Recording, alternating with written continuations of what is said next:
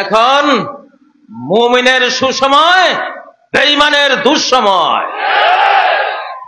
মুমিনের এখন বিজয়ী প্রভাত, আর বেঈমানের এখন পরাজয়ের সাঁঝ সন্ধ্যা, তিমির রাত। ঠিক নয় কি? এখন কেউ আসবি না সামনে, বললাম সাবধান, কেউ দাঁড়াবি না সামনে। রোড ক্লিয়ার হয়ে যাবে আকাশ থেকে, আকাশের মারের ছোটে। একজন একটু দাঁড়াতে চেয়েছিল, নির্বাচনে পাশ করে ভেবেছিলেন ইমানদার জাতিটার একটা মার দেই। শুধু মুখের বের করেছিলেন একটা কথা, যে মধ্যপ্রাচ্য ঘাস লতা পাতা সহ জ্বলে পড়ে ছাই হয়ে যাবে। আল্লাহ বললেন যে বড় অসময়ের কথা রে।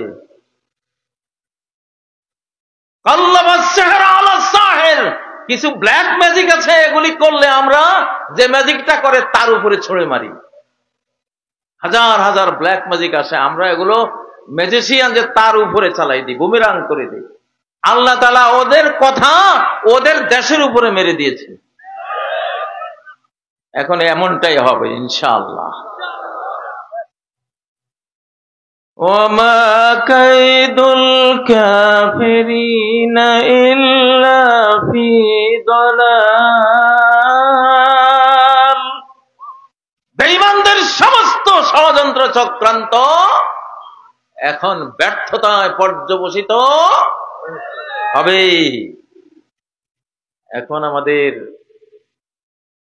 কত যে আধার পর্দা পাড়ায় ভোর হলো জানি না তা, নারঙ্গী বনে কাঁপছে সবুজ পাতা। এখন বাংলাদেশের সবুজ পাতাগুলোর মধ্যে থরথর কাঁপুনি, যুবকদের মধ্যে কাঁপুনি, একটা কিছু করবই।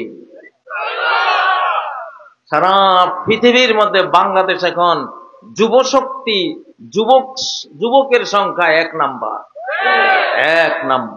এত যুবক, এত কালো চুলের সমাহার পৃথিবীর কোন দেশেই এখন কোন সমাবেশে নাই। আল্লাহ তাআলা এই জন্যই বাংলাদেশ দিয়ে গোটা বিশ্বকে এখন কোরআনের ছায়ায় নিয়ে আসার একটা সিদ্ধান্ত আল্লাহর আছে। ইনশাআল্লাহ আমরা এটা বিশ্বাস করি, আমরা এটা মনে করি। প্রিয় ভাইরা, একটা দলের, কোন গোষ্ঠী পতনের কিছু সিম্বল আছে, আলামত আছে। ওই আলামতটা দেখলে বুঝবেন যে এটা এখন শেষের দিকে যাচ্ছে।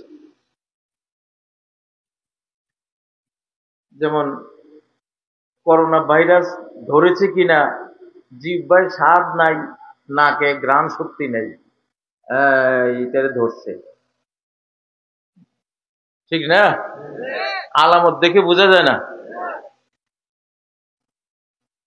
বাংলাদেশে রাজনৈতিক দলগুলোরে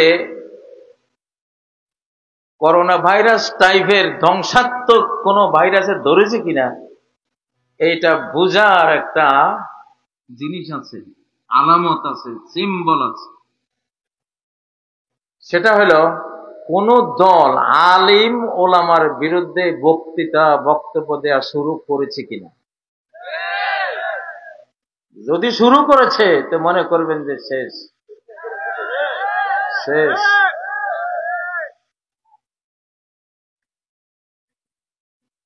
যদি এইটা হয় তাহলে বুঝবেন যে এটা এখন শেষ।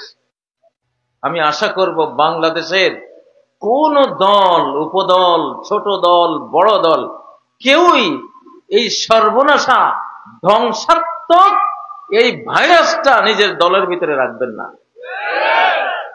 যে আলেমের বিরুদ্ধে কথা বলা শুরু করেছেন, এখন আলেমের বিরুদ্ধে কথা বলা মানে নবীর বিরুদ্ধে কথা বলা। কারণ নবীদের লাগানো বাগানের ফুল এক একজন আলেম। ইন্নামাল উলামা ওয়ারাসাতুল আমবিয়া, নবীদের হেরিটেজ, তাদের আদর্শের উত্তরাধিকার, তাদের রেখে যাওয়া ঈমান,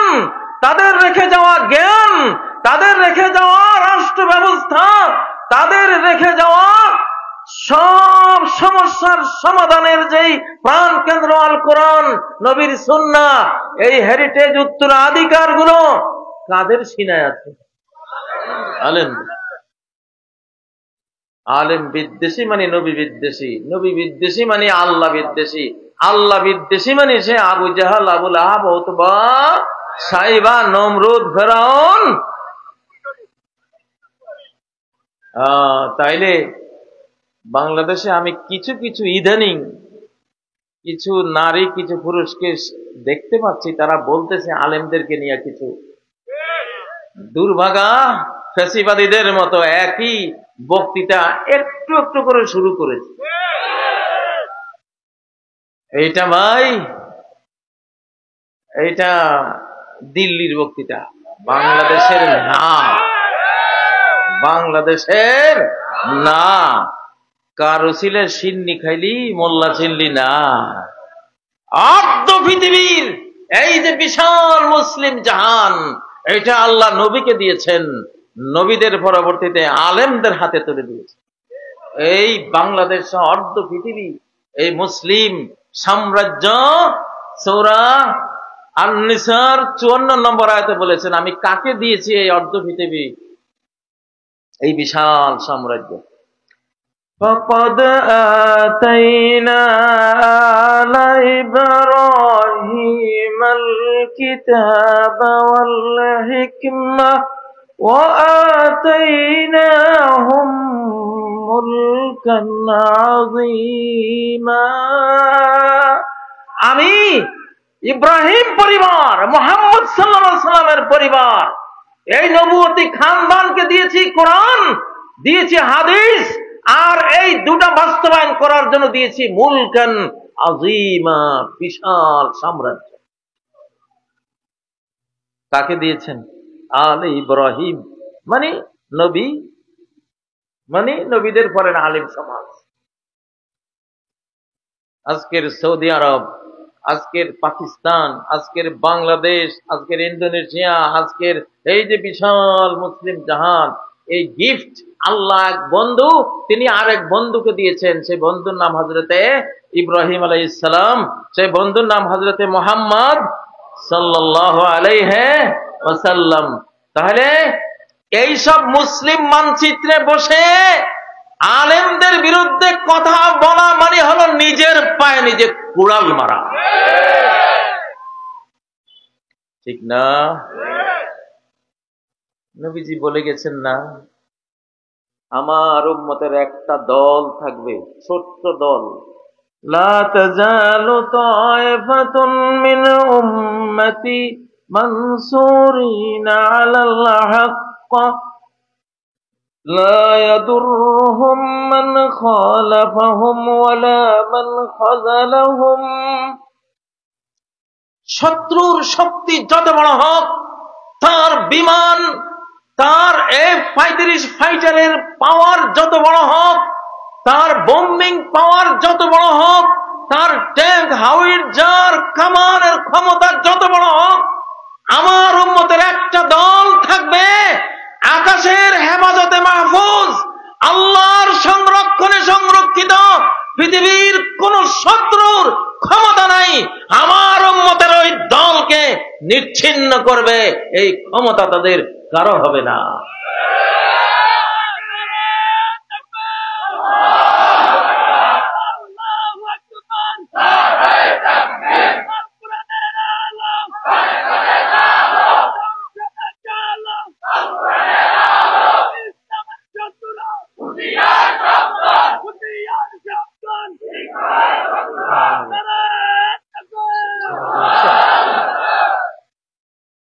নবীজি যেন হাতের তালুতে সিনারিও দেখে দেখে বলছেন, এই যে হামাস, এই যে হামাস, কয়টা যুবক ছেলে, কয়জন? 20-30 হাজার। গোটা বিশ্ব শক্তির সমস্ত আক্রমণের যত উইপন্স, যত সর্বাধুনিক মারণাস্ত্র আছে, নাগাসাকি হিরোশিমার অ্যাটম বোমের চেয়েও কয়েক গুণ বেশি বোম্বিং এখানে করা হয়েছে। কিন্তু প্রায় 2 বছরের আক্রমণের পর দেখা গেল হামাসের সংখ্যা এখন আরো 3 গুণ বেশি। লিল্লাহে তাকবীর, লিল্লাহে তাকবীর। মারতে পারে নাই। নেতানিয়াহু বলেছিলেন, আমি তো 1-1.5 মাসের সব মৃত্যুর গোরস্থানে পাঠিয়ে দেব এদেরকে, ঠিক না? দেখেছে গোরস্থানে পাঠানো তো দূরে থাক, এখন ক্ষমতার আসনে পাঠিয়ে দিয়েছে, ঠিক না? ইউসুফ আলাইহিস সালামের মতো কূপের তলায় পাঠিয়ে দিয়ে পরে ওখান থেকে গিয়ে মন্ত্রীর আসনে তুলে দিয়েছে। তাহলে নবী মুহাম্মদ সাল্লাল্লাহু আলাইহি সাল্লাম যে সংবাদ পরিবেশন করে গিয়েছেন, অহম বিবাইতুল মাকদিস ওয়া আকনা বিবাইতুল মাকদিস, আমার ওই উম্মতের ওই অপরাজেয় আমার উম্মতের ওই ছোট্ট দলটা তারা মূলত থাকবে মসজিদে আকসা বাইতুল মুকাদ্দাস এর আশপাশে। হাদিসটা সত্য হয়েছে কিনা? এখন যদি দুশ্মন মনে করে এর চেয়ে 1000 গুণ বেশি শক্তির অস্ত্র এনে মারব, কাজ হবে? আরে ভাই, যে বোমা মারো সে বোমাও তো মৌলবাদী। নমরুদে বোমাতে কি আছে? আগুন আছে, এই তো। তো এই আগুনের মধ্যে নমরুদে ফেলছিল না একজনকে, দেখেছে আগুন নিজে মৌলবাদী। বারাদাও ওয়া সালামান আলা ইব্রাহিম। হায় রে, হায় রে আগুন, নমরুদ তোরে এত খরচ করে জ্বালাইলাম, আর তুই আমার দুশমন ইব্রাহিমকে তুই শান্তি দিলি না জ্বালাইয়া। তুই দেখতেছিস যে আরেক জঙ্গি, আরেক মৌলবাদী। আল্লাহু আকবার। এই মহাবিশ্বের সবকিছুই মৌলবাদী। সাগর যদি মৌলবাদী না হইতো তাহলে সাগর মুসা আলাইহিস সালামের পার করে দেয়, আর ফেরাউনরে এইভাবে মারে কেমনে? সাগর কত বড় মৌলবাদী! মৌলবাদী মারবা কেমনে রে ভাই? মারার যেটা দিয়ে মারবা দেখবা ওইটাও মৌলবাদী। গুলি করবা, গুলি হয় এই পাশ দিয়ে যাইবে না, ওই পাশ দিয়ে যাইবে না, হলে পাগড়িতে আটকে থাকবো। অনেক সময় ভেদ করে চলে গেছে, মরে নাই। কত অলৌকিক ঘটনা ঘটে। মুমিন আর কাফেরের লড়াইয়ের মধ্যে কখনো জয় পরাজয় অস্ত্র দিয়ে হবে না, কখনো না। এখানে বড় হাতিয়ার, অপরাজয় উইপন্স, যেটাকে কেউ হারাতে পারে না এই পর্যন্ত, সেই হাতিয়ারের নাম হলো ঈমান। ওয়ান্তুমুল আ'লাউনা ইন কুনতুম মুমিনিন। তোমরা সবার ঊর্ধ্বে, আমেরিকার ঊর্ধ্বে, রাশিয়ার ঊর্ধ্বে, ইউরোপের ঊর্ধ্বে, ভারতের ঊর্ধ্বে, সবার ঊর্ধ্বে একটা হাতিয়ার যদি এই বুকে নাও, সেই হাতিয়ারের নাম হলো লা ইলাহা ইল্লাল্লাহ। বাংলাদেশে আছে কি নেই এটা? তাহলে পরাজয় অসম্ভব। পরাজয় কি সম্ভব? বাংলাদেশে ফ্যাসিবাদ ফেরত আসার কিছু রিহার্সাল চলছে। তারিখ ঘোষণা করে যে 16 তারিখ আসতেছে, 20 তারিখ আসতেছে। আসলে আসতে চাচ্ছে আজকেই, কালকে। দূরবর্তী একটা তারিখ দেয় যাতে আমরা অসতর্ক হয়ে যাই, আচ্ছা দেরি আছে তো। কিন্তু এমন এক আধ্যাত্মিক গ্রুপ আমাদের হাতে আছে, তোরা যদি 7 সমুদ্র 13 নদীর ভিতরে ঢুকিয়েও কোনো খালি মুখ দিয়া না, খালি ব্রেনে চিন্তা করে যে এই কাজটা করব, সাথে সাথে আমাদের আধ্যাত্মিক গ্রুপের কাছে বার্তা চলে আসে।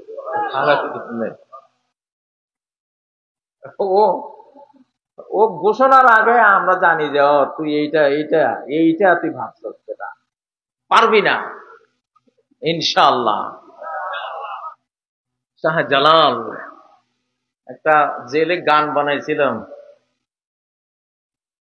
ওরে ও রাজা কর হিন্দি দালাল, দৌড়ে পালা জাঙ্গা সামাল, ওই খেপেছে 360 আউলিয়া দল, নতুন শাহজালাল সাথে জুল জালাল, আল্লাহ জুল জালাল।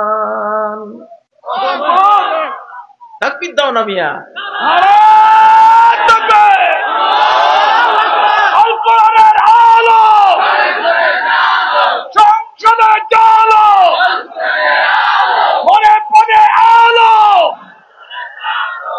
ভাই আমার একটা কাজীর দরবার আছে, কাজীর দরবার ঘোষণা দিয়েছিলাম।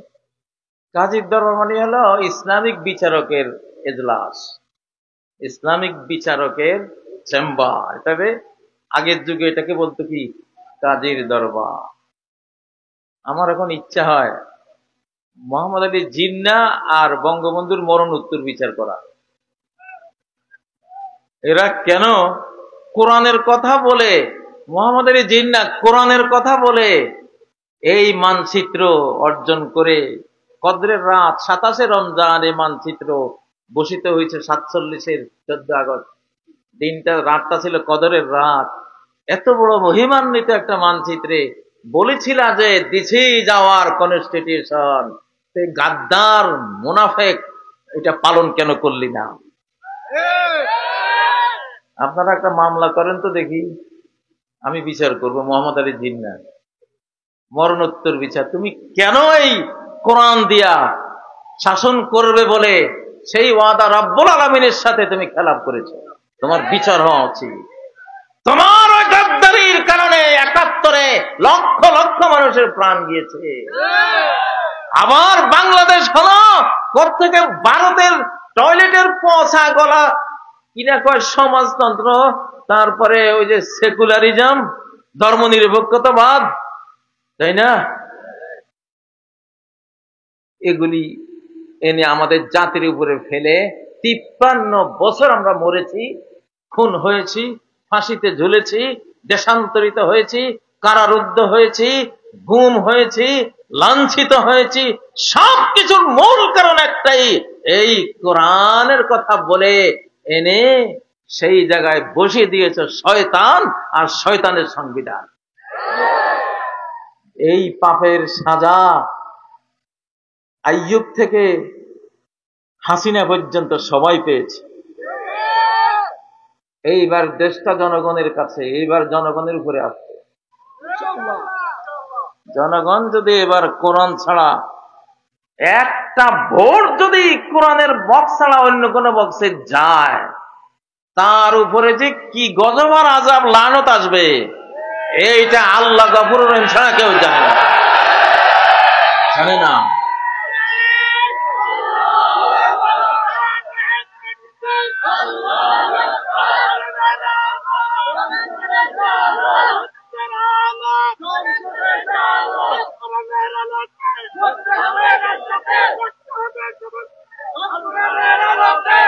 এই কোরআন মহারাজ আল কোরআন এখন তার পূর্ণ শক্তি নিয়ে এই পৃথিবীতে আসবেই আসবেই। পারলে তোরা ফিরাস, দেখি তোদের কত শক্তি আমরা দেখব, দেখার জন্য অপেক্ষায় আছি। ফান্তাযিরু ইন্না মুনতাযিরুন, তোরা অপেক্ষার প্রহর গণ, আমরাও গুনছি। আমরা দেখব এইবার আলেমের বিরুদ্ধে কে দাঁড়াস, কোরআনের বিরুদ্ধে কে কথা বলার সাহস দেখাস। তার পরিণতিটা দেখার একটা শখ আছে, আগ্রহ আছে আমাদের। তার পরিণতি আমরা দেখে নেব ইনশাআল্লাহ।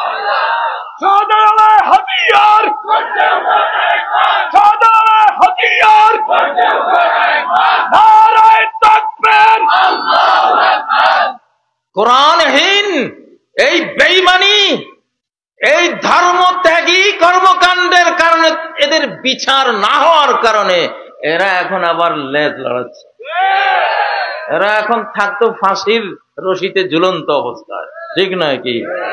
তাহলে জীবনে আর এই শয়তানির নাম নিত না। ও ভাইয়েরা, আমাদেরকে এটা বুঝতে হবে, এই বাংলাদেশ চারদিকে শত্রু, শুধু আকাশের দুয়ারটা খোলা, আকাশের দুয়ার খোলা। যদি আকাশের মালিক তিনি সাথে আছেন ইনশাআল্লাহ, আমি আমার অসীম একটা সাহস ভিতরে কাজ করে, কারণ আমি রব্বুল আলামিনকে আমার শিশুকালে বন্ধু বানিয়ে রেখেছি। আমার শক্তির জন্য কোনো সীমা রেখা নাই, আমার সাহসের কোনো ইয়ত্তা নাই, কোনো বর্ডার নাই যে এই পর্যন্ত শেষ নাই। আমি ভেতরে এমন একটা সাহস আমি বুঝি, আমরা দুই বন্ধু মিলে গোটা বিশ্বকে এখন কাঁপাই। ফাঁকা কথা বলি নাই, গতকালও বলেছি, পৃথিবীর কোন শক্তি আর মাথা উঁচু করে দাঁড়াতে পারবে না ইনশাআল্লাহ। লিখে রাখো আমার বশিকপুরের বাইরা, লিখে রাখো, পারবে না ইনশাআল্লাহ। মাথা উঁচু করবে গড়িয়ে যাবে, মাথা উঁচু করবে গড়িয়ে যাবে। এই পর্যন্ত মনে হয় 136 না কতবার মাথা উঁচু করেছিল এই বাংলাদেশেই, একবারও পারে নাই, সামনে আরো মোটেও পারবে না, পারার কোনো ক্ষমতা নাই। কাল্লা ইন্না মাইয়া রাব্বি সায়াহদিন।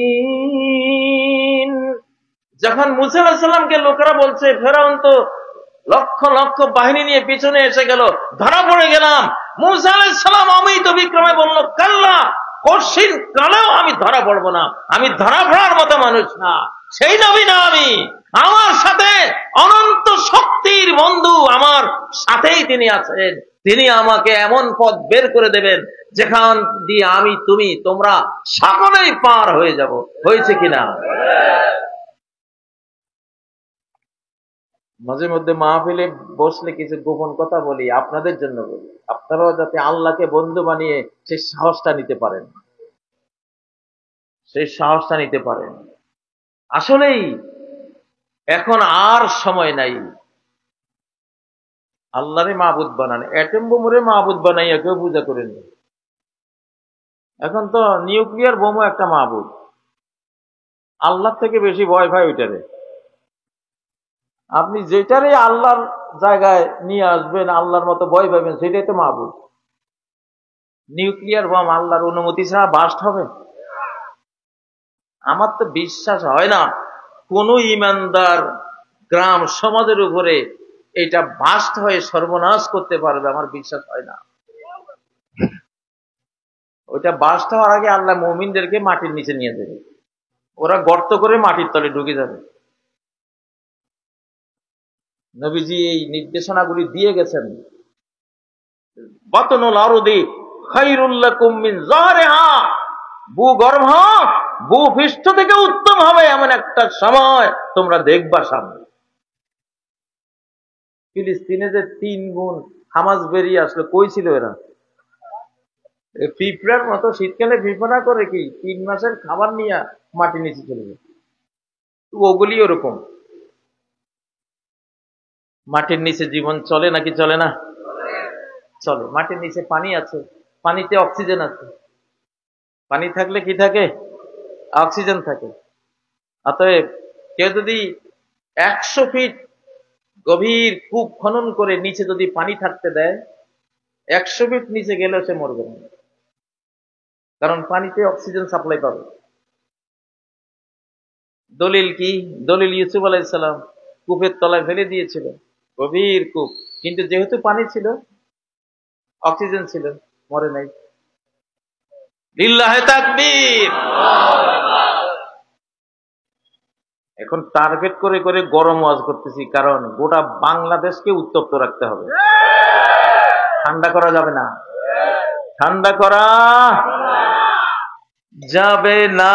এই জন্য ঠান্ডা হলেই মহাবিপদ আসবে, ঠান্ডা হলে মহাবিপদ আসবে। ও ভাইয়েরা, বলতেছিলাম কি, কোন দলের সর্বনাশের কারণ আলামত ফুটে উঠবে, বুঝবেন যে এই দলটা টেকবে না যদি দেখেন সেই দলের নেতারা আলেমের বিগত হাসিনা সরকার সবচেয়ে বড় ধ্বংসের মুখে পড়েছে এই আলেম বিদ্বেষের কারণে। জালেম মরে, আলেমেরে হিংসা করে নাকি? আলেমেরে হিংসা করো না, আলেমেরে হিংসা করো না। দুনিয়া মালউনাতুন মালউনুন মা ফিহা মান ফিহা। নবীজি বলেন দুনিয়া মালউন, অভিশপ্ত। দুনিয়া সবকিছু অভিশপ্ত, শুধু চারটা জিনিস অভিশাপ মুক্ত। একটা জিনিস যিকরুল্লাহ, আল্লাহর জিকির, অভিশাপ নাই। লা ইলাহা ইল্লাল্লাহ, সুবহানাল্লাহ, আলহামদুলিল্লাহ, আল্লাহু আকবার। জিকিরের মধ্যে কোনো অভিশাপ নাই, কারণ রহমত বরকতের আলোতে ভরা এই জিকির গুলো। যিকরুল্লাহ, চারটা জিনিসের এক নম্বর যেটা অভিশাপ মুক্ত, সেটা কি? আল্লাহর জিকির। দুই নম্বর ওয়ামা ওয়ালা, আল্লাহর প্রিয় যত জিনিস। মেসওয়াক আল্লাহর প্রিয়, অভিশাপ মুক্ত। মসজিদ আল্লাহর প্রিয়, অভিশাপ মুক্ত। হিজাব আল্লাহর প্রিয়, অভিশাপ ক্ষতি মুক্ত। ঠিক নয় কি? দাড়ি আল্লাহর প্রিয়, ক্ষতি মুক্ত, অভিশাপ মুক্ত। আল্লাহর প্রিয় জিনিসগুলিতে অভিশাপ নাই। আর কটা রয়েছে? সেই দুইটা হলো আলেমের সাথে জড়ানো। আলেমন আও মুতাআল্লিমুন, এই পৃথিবীর আর যেই দুইটা জিনিস অভিশাপ মুক্ত হাজারো কোটি জিনিসের মধ্যে, সেই দুইটা জিনিস হলো আলেম আর আলেমের ছাত্র। আল্লাহু আকবার। আজকে সারা বাংলাদেশের 95% জন মুসলমান আলেমদের ছাত্র এই মাহফিলে। আল্লাহু আকবার। যারা মাহফিলকে ভালোবাসে, মাহফিলে বসে শুনে, তারা অভিশাপ মুক্ত। আর যারা মাহফিলের বিরুদ্ধে কথা বলে, অনেকের জ্বলতেছে, কয় যে দেশটারে কি বানাই ফেলাইবে, তালেবান বানাই ফেলাইছে রে, দেশটারে তালেবান বানাই ফেলাইছে।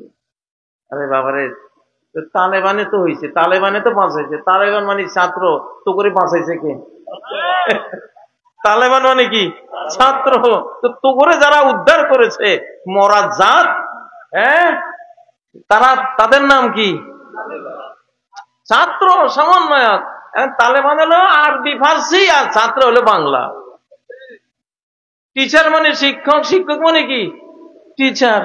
জিনিস এক না দুই? একই তো। তালেবান মানে এমন গাদার গাদা, তালেবান মানে যে ছাত্র, স্টুডেন্ট, এটাও বুঝেন।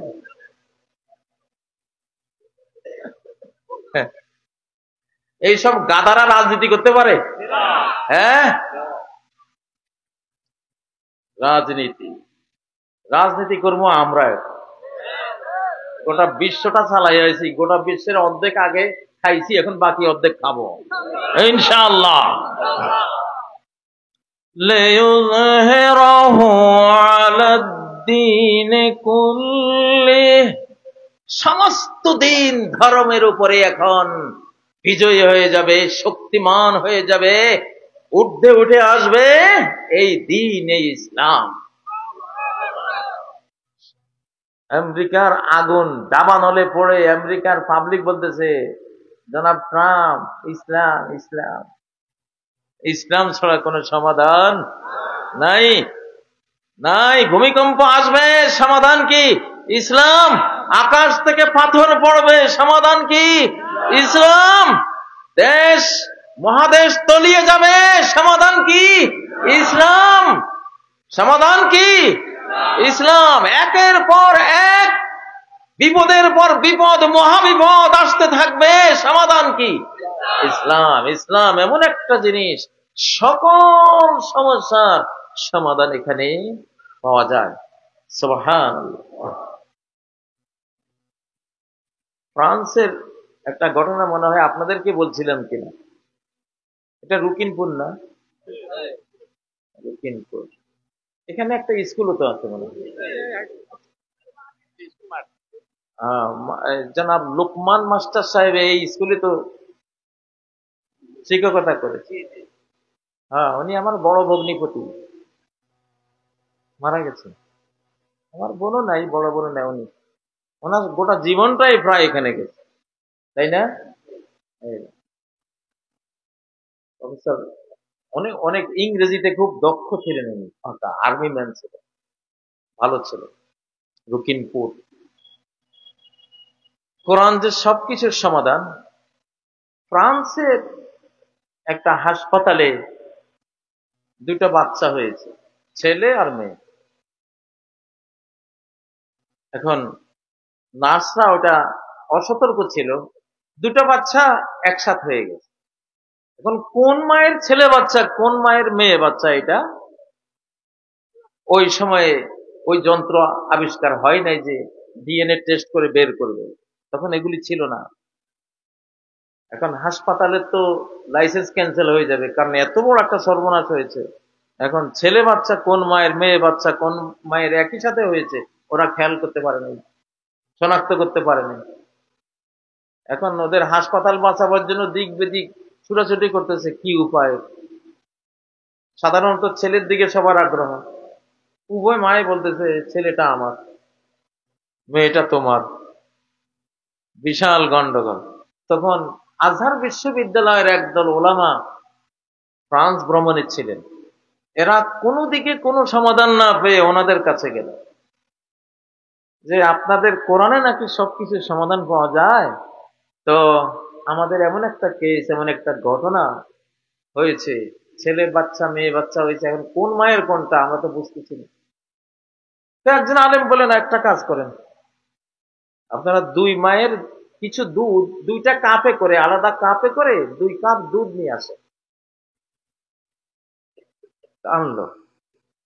তো ওই আলেম সাহেব বলতেছেন, এখন এই দুধগুলি পরীক্ষা করেন, যেই দুধগুলির মধ্যে ভিটামিন, ক্যালসিয়াম, বিভিন্ন জিনিস দেখবেন ডাবল ডাবল, এটা ছেলের মা। আর যেটা একটু কম কম, এইটা মেয়ের মা। কারণ ছেলেগুলি দুষ্ট বেশি, এগুলির পাওয়ার বেশি, ট্রাক মার্কা, বুঝেন না, ট্রাকে তো খায় বেশি, এটা লাগেও বেশি, ঠিক না? প্রাইভেট কারে খায় বা কুদ্দুর। তো আশ্চর্য হয়ে তারা পরীক্ষা করলো, দেখলো যে হ্যাঁ, দুইটা দুধ 2 রকম। আল্লাহু আকবার। হ্যাঁ, তারা হতবাক হয়ে জিজ্ঞাসা করতেছে, ভাই এটা এটা কোথায় আছে? বলে সূরা নিসার মধ্যে সম্পত্তি বন্টনের আয়াতের মধ্যে আছে। আল্লাহু আকবার। লিযযাকারি মিসলু হাযযিল উনসায়াইন।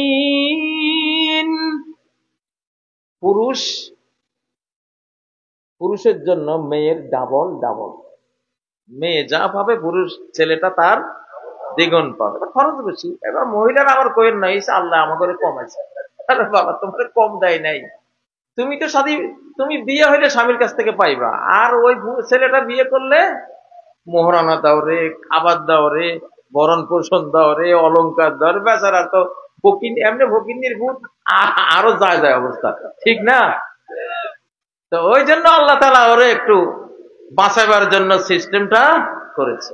কারণ পুরুষ যা আয় করে সবই ব্যয়ের খাত, মেয়ে যা আয় করে ব্যয়ের খাত কিচ্ছু নেই, সে রেখে দিলে তার উপরে কোনো গুনাহ নাই, সে রেখে দিতে পারে।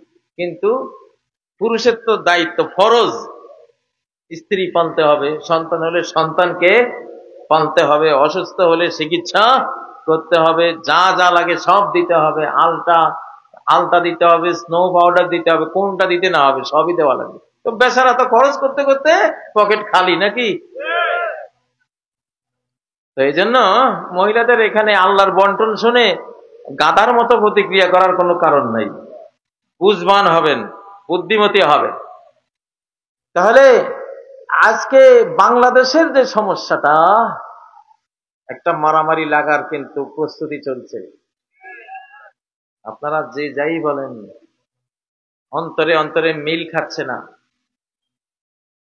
কেউ ফ্যাসিবাদকে ফেরত আনতে চাচ্ছে, ফ্যাসিবাদকে বিরোধী দল বানাতে চাচ্ছে, ওই দিল্লির সাথে ওই সেই কিচ্ছা কাহিনী আবার। হ্যাঁ, দিল্লি ক্ষমতা দিবে। দিল্লি যদি এইবারও ভুল করে, 53 বছর সহ্য করেছি, আর 53 সেকেন্ডও আর সহ্য করব না, 53 সেকেন্ডও না, ইনশাআল্লাহ। কথা জিহ্বা দিয়ে বাইর হয়ে গেছে, এই কথা বন্ধু রব্বুল আলামিন তিনি বাস্তবায়ন করবেন। ইনশাআল্লাহ। অত্যাচার, নির্যাতন, দাদাগিরি, আধিপত্যবাদ 53 সেকেন্ডও আর আমরা মেনে নেব না।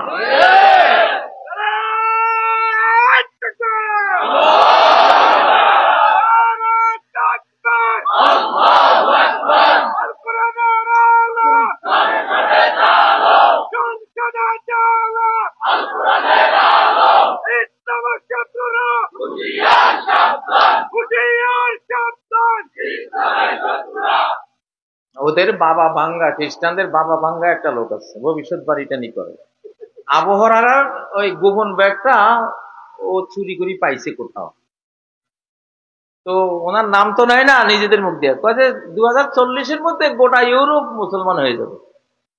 তারপরে তুমি 40-এর হিসাব করো, আমি তো দেখি তার আগেই হয়ে যাবে ইনশাআল্লাহ। লিইয়ুযহিরাহু আলাদ-দীনি কুল্লিহি, সারা পৃথিবীর মানুষ এখন আর যাবে কোথায়? বাংলাদেশের টিকটক ছেলেমেয়েরা, আমি খুব দুঃখ পেতাম যখন দেখতাম আমার এই নতুন প্রজন্মটা, আহারে ওই পাবজি, ওই তারপরে টিকটক, তারপরে আরো জানি এগুলো নামও তো আমরা জানি না, সারা দিন চোখের নিচে বসে বসে খালি মায়ের লগও কথা নাই, বাবার লগও নেই, চোখের নিচে খালুয়াতে চলে গেছে সাধনা, চকির তলে সাধনা করে, মোবাইল সাধনা, ঠিক না? আল্লাহ তাআলা কি মায়া যে উনি করেছেন, এক টানে কোটি কোটি টিকটক প্রজন্মকে এনে একেবারে রাজনীতির রাজপথ এক টান দিলেন হৃদয়গুলিকে। আল্লাহ। وَكَانَ أَبُوهُمَا صَالِحًا, এদের বাপ যে ভালো ছিল, এদের বাবাগুলি যে ভালো ভালো মা বাবার ফোলা যে, সুবহানাল্লাহ। এই যে বাংলাদেশের বুড়া বুড়িরা, কত আল্লাহওয়ালা মানুষ এই দেশে, সারা পৃথিবীতে এমন ইমানদার মানুষ এখন নাই, খুঁজে পাওয়া যায় না, এত বিপুল সংখ্যক, এত আবেগ। একটা মাহফিলে 20 লাখ 25 লাখ লোক হয়, এটা আমেরিকা, ইউরোপ, আরব কোন দেশে, কোন মহাবিশ্বে, কোন মহাদেশে কেউ স্বপ্নে কল্পনা করতে পারে না। কিন্তু এখানে হচ্ছে কি না? হ্যাঁ, আল্লাহ তাআলা যে এদের বাবারা ভালো ছিল, এদের মায়েরা ভালো ছিল। এই বাংলাদেশের শিশুকালে যখন গ্রামগঞ্জে হাঁটতাম, প্রত্যেকটা বাড়ি থেকে কোরআন তেলাওয়াতের আওয়াজ পেতাম, প্রত্যেকটা বাড়ি, ঠিক নয় কি? আর এই বশিকপুর ইউনিয়ন, আমাদের আশপাশ তো ছিল ওলিয়া উলিয়ার খনি, সব আলিম ওলামা, এট এ টাইম 1600 আলেম এই বশিকপুর ইউনিয়নে ছিল। এবং ছোটখাটো না, এক একজন গোটা ভারত মহাদেশ জয়ী গোল্ড মেডেলিস্ট মৌলানা আব্দুল্লাহ, অমিতপুর বাড়ির হযরত মৌলানা আব্দুল্লাহ রাহিমাহুল্লাহ, কলকাতা আলিয়ায় ফার্স্ট ক্লাস, ফার্স্ট সমগ্র ভারতবর্ষ, এই বশিকপুরেরই সন্তান ছিল। এই যে নান্নু আছে না, বিএনপির নান্নুর দাদা গোল্ড মেডেলিস্ট, আমার বাবা ওনার ছাত্র ছিল, বাবা গল্প করতেন। আপনারা হাসেন কেন ভাই? বাবা দাদা তার হোক, সমস্যা আছে কোন?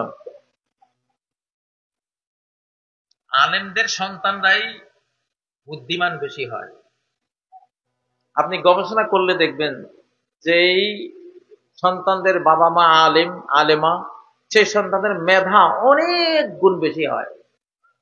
কোরআনের কারণে। কিসের কারণে? কোরআনের কারণে। কোরআন, এটা আলেম লাগে না, যেই কোরআন পড়বে তার সন্তানদের মেধা সেই হারে বাড়বে। কারণ গোটা কোরআনটাই হলো মেধার কিতাব। কিসের কিতাব? লাআল্লাকুম তাকিলুন,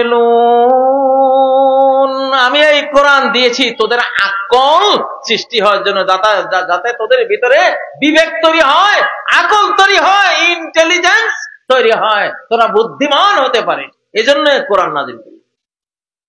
কোরআন আগা গোড়া পুরোটাই ইন্টেলিজেন্সের নাম, জ্ঞানের নাম, বুদ্ধির নাম। এই জন্য কোরআন যে যত বেশি পড়বে তার বুদ্ধি জ্ঞান তত বেশি বাড়বে। প্রিয় ভাইরা, প্রিয় বশিকপুরবাসী, আমি আলেমদের নিয়ে কিছু কথা বলেছি। আমি সকল দলের জন্য বলছি, সকল দল, প্রত্যেক দলের উপরে ফরজ তাদের কর্মসূচি পাল্টানো। কর্মসূচি পাল্টে সকল দল, তুমি জেনারেল দল হও আর ধর্মীয় দল হও, তুমি ঘোষণা করতে হবে যে আমার সংবিধান আল কোরআন। আমরা জিআর বিএনপি আমরা চাই, প্রেসিডেন্ট জিআর বিএনপি চাই। জিয়া কি ছিলেন আমি জানি। হিজবুল বাহাদ সবরের 3 দিন জিয়ার সাথে আমি ছিলাম। ইসলামী রাজনীতি বন্ধ ছিল। 7ই নভেম্বর জিয়া ক্ষমতায় এসে সেই প্রায় নিচ্ছিন্ন হয়ে যাওয়া আলিম ওলামা ইসলামী দলগুলোকে টেনে তুলেছেন। ওনার দলের সংবিধান কি? কোরআন। সকল দল, যত দল আছে বাংলাদেশে, সকল দলের আমার পক্ষ থেকে আমি তোমাদেরকে বাঁচার জন্য ঘোষণা দিলাম, তোমাদের সংবিধান কি? আল কোরআন। তুমি যেই দলে করো বাঁচতে পারবে না। তুমি যদি এই কোরআনের সাথে এখন এই মুহূর্তে ডিনাই করতে থাকো, আলেম সমাজকে ডিনাই করতে থাকো, তাহলে তোমার জীবন টিকবে না, তোমার এই বাংলাদেশের স্বাধীনতাও টিকবে না, তোমার অখণ্ডতাও টিকবে না। তোমার কারণে দেশ ক্ষতিগ্রস্ত হবে। তবে যুদ্ধ করে লড়াই করে কোরআন বুকে আমরা উদ্ধার করবো ইনশাআল্লাহ, সেটা আমরা করব। কোরআন যে ফরজ, কোন সন্দেহ আছে? ইন্নাল্লাযী ফারাদা আলাইকাল কোরআন, যে আল্লাহ তোমার উপরে কি ফরজ করেছেন? কোরআন ফরজ করেছে। এজন্য যে ভাই আমার তো দলের এই ম্যানিফেস্টো, আমার দলের এই কর্মসূচি, এগুলি 5ই আগস্টে অতীতের সব দল রহিত হয়ে গেছে। অতীতের সকল জেনারেল ম্যানারেল যা দল আছে সব কর্মসূচি রহিত, বাতিল, ওটা নাই আর। এখন তাজদীদি যুগ, সংস্কারের যুগ, নবায়নের যুগ শুরু হয়েছে। নতুন করে ভাবো, নতুন করে কোন জিনিসকে ম্যানিফেস্টোতে নিয়ে আসবা, কর্মসূচিতে নিয়ে আসবা, চিন্তা করো। যদি নতুন চিন্তা না করো তাহলে ঘরে গিয়া নাকে তেল দিয়ে ঘুমাও, রাজনীতি তোমার করা লাগবে। একেবারে ফাইনাল কথা শোনাই দিলাম, ফাইনাল কথা। কারণ আমি শিশুকাল থেকে এই যুগগুলি স্টাডি করি, কিয়ামতের আলামতে স্টাডি করি, কোন যুগে কি হতে পারে, এগুলি আমার শিশুকাল থেকে আল্লাহ তাআলা আমারে কেন জানি হয়তো বা এখন এই কাজে লাগবে, এই জন্যই আমি সেই বাচ্চা কাল থেকে এগুলির গবেষক ছিলাম, আমার কাছে ক্লিয়ার। অতএব 5ই আগস্টের আগের রাজনীতি কেউ আর বাংলাদেশে খাওয়াইতে যায়েন না, খাবে না, খাবে না, খাবে না। সবাই পাল্টে যান, বদলে যান, কোরআনকে নিজের সংবিধান ঘোষণা করেন যে আমরা মুসলিম হিসেবে, ধর্মপ্রাণ মুসলিম হিসেবে আমরাও তো আমাদের দলের মধ্যে ইসলামকে নিয়ে আসবো। ঠিক নয় কি? প্রিয় বন্ধুরা, এখন আমরা সেই যুগের একেবারেই দ্বার প্রান্তে আমরা চলে এসেছি। আপনারা আগামী দিনগুলোতে এই ঘটনাগুলি প্রত্যক্ষ করবেন, যে এই ঘটনাগুলি কিছুটা আমি এখানে আলোকপাত করেছি। তো শেষ কথা হলো, কোন মুসলিম যদি অমুসলিমের পক্ষ নেয় সে আর মুসলিম থাকে না।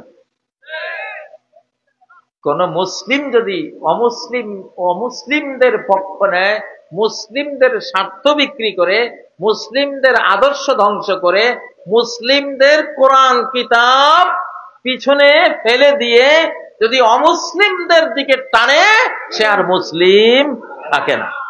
এটা ইসলাম ভঙ্গের সর্বসম্মত 10টি কারণের একটি কারণ। ও ভাইয়েরা, এই জন্য আপনারা এটা বলবেন না যে আলেম সমাজ এখন মাহফিলে রাজনীতি করে। ভাই, ওজুর ওয়াজ সারা জীবন করেছে, নামাজের ওয়াজ সারা জীবনটা করেছে, ঠিক নয় কি? রোজার ওয়াজ, জাকাতের ওয়াজ, হজের ওয়াজ সারা জীবনটাই তো করেছে। আল কোরআনে এই মাসলাগুলি আছে মাত্র 300 আয়াত। আয়াতগুলির পরিমাণ সংখ্যা কত? 300। কোরআনের আয়াত সংখ্যা কত? 6666। আমাদের দেশীয় গণনা, আর আরাবিয়ান গণনা হলো কারি হাফসার গণনা হলো 6236। দাও, এটা হলো দাড়ি কমা, কেউ এখানে দেয় কেউ এখানে দেয়, ওটা নিজস্ব বিষয়। 6000+। মূল কথা কি? 6000। মাত্র 300 আয়াত হলো নামাজ, রোজা, হজ, জাকাতের। আর আয়াতগুলি কিসের? হ্যাঁ, আর আয়াতগুলিতে হলো কিভাবে বিশ্ব চলে, বিশ্ব চলবে, তুমি চালাবে, ঠিক নয় কি?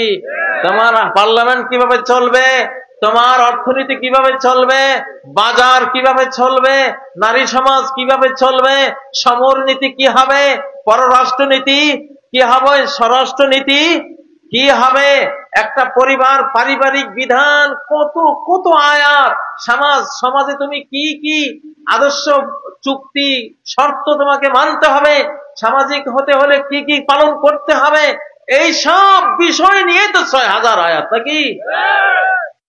তাই না? আপনি যদি বলেন হুজুররা ওই আয়াতগুলি বলে কেন, এখন হুজুররা খারাপ, আপনার ঈমান থাকবে? ঈমান থাকবে? এগুলি অজ্ঞতা।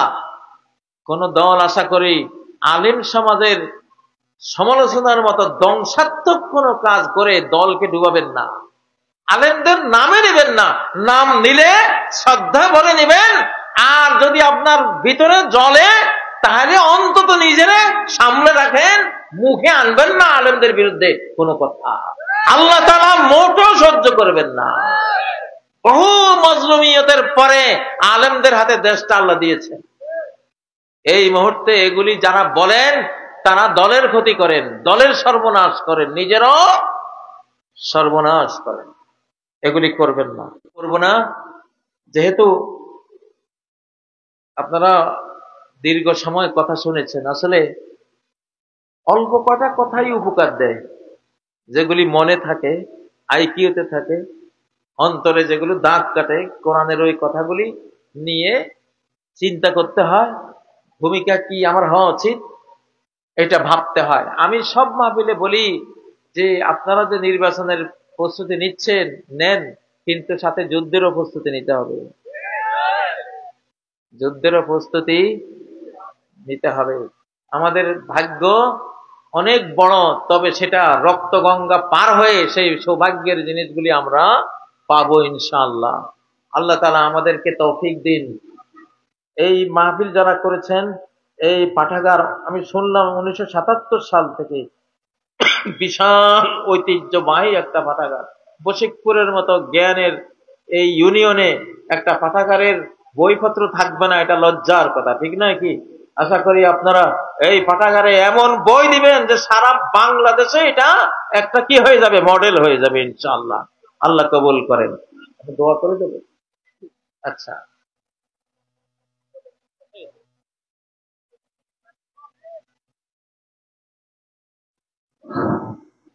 আসসালামু আলাইকুম।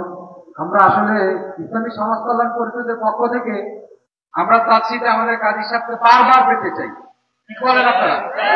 উনি যেহেতু পুরো বিশ্বে সমাজ গঠনের মূল কাজ করে, আমরা চাচ্ছি যে আমরা আমাদের সমাজ কল্যাণ পরিষদে ওনাকে সবসময় পেতে চাই। সেই কারণে আমরা এখানে বসে একটা ডিসিশন নিচ্ছি যে উনি আমাদের এই সমাজ কল্যাণ পরিষদের প্রধান উপদেষ্টা হিসাবে দায়িত্ব গ্রহণ করুন। আমরা সবাই একমত তো? ইনশাআল্লাহ। এখন মানিয়া না মান, মাই তেরা মেহমান, এইটা হলো। আচ্ছা, আলহামদুলিল্লাহ, আল্লাহ যা করেন ভালোর জন্য করেন। আল্লাহুম্মা আমিন। ربنا آتنا في الدنيا حسنة وفي الآخرة